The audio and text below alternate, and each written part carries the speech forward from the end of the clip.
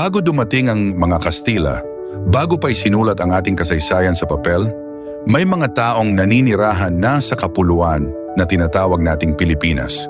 Sila'y may sariling kultura, relihiyon, batas at pamumuhay. Ito ang kwento ng ating mga ninuno, kung paano sila nabuhay, nakipagkalakalan at nagtagumpay sa isang mundong puno ng hamon. Ayon sa mga arkeologo, libu-libong taon na ang nakalilipas, dumating sa ating mga pulo ang iba't ibang lahi mula sa iba't ibang bahagi ng Asya, mga Austronesian, Malay at iba pang pangkat. Dala nila ang kanilang wika, musika at tradisyon na unti-unting humubog sa kulturang Pilipino. Bago ang mga gobernador-general, mayroon tayong mga datu, ang pinuno ng barangay. Ang bawat barangay ay binubuo ng 30 hanggang 100 pamilya. May sariling batas at kaugalian. May 3 uri ng tao, ang maharlika o malayang tao, ang aliping na mamahay na may sariling bahay, at ang aliping sa gigilid na naninirahan sa tahanan ng amo. Mabubungang lupa at masaganang dagat ang bumubuhay sa ating mga ninuno. Sila'y magsasaka ng palay at mais, mangingisda sa ilog at dagat, at mangangaso sa kagubatan. Ngunit higit pa rito, kilala rin sila sa kalakalan.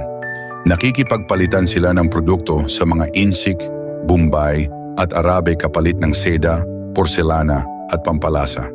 Mayaman sa ritual at paniniwala ang lipunang prekolonyal. May mga babaylan, mga espiritual na pinuno na namumuno sa seremonya para sa ani, kasal o pagpapagaling. Naniniwala sila sa mga anito at diwata at sa isang makapangyarihang nilalang na lumikha sa lahat. Ang kanilang pananampalataya ay nakaugat sa kalikasan.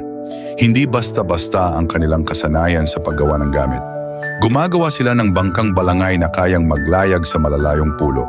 Marunong silang maghabi ng tela mula sa abaka at gumawa ng palamuting ginto na ipinagmamalaki sa ibang bansa. At huwag nating kalimutan ang baybayin, ang sinaunang sistema ng pagsusulat ng ating mga ninuno. Ang mga lalaki ay nakasuot ng bahag at barong gawa sa hinabing hibla, samantalang ang kababaihan ay may saya at malong na may makukulay na disenyo. Ang kanilang tahanan nakatayo sa matataas na haligi para iwas baha at kadalasang gawa sa kawayan at nipa. Hindi rin sila basta-basta sa labanan. May mga mandirigmang tinatawag na pintado sa Visayas, tinawag dahil sa kanilang masalimuot na tattoo na tanda ng katapangan. Gumagamit sila ng kampilan, kris at sibat. Mayroon ding mga kuta at bangka para depensahan ang kanilang komunidad laban sa mga mananakop at pirata. Ito ang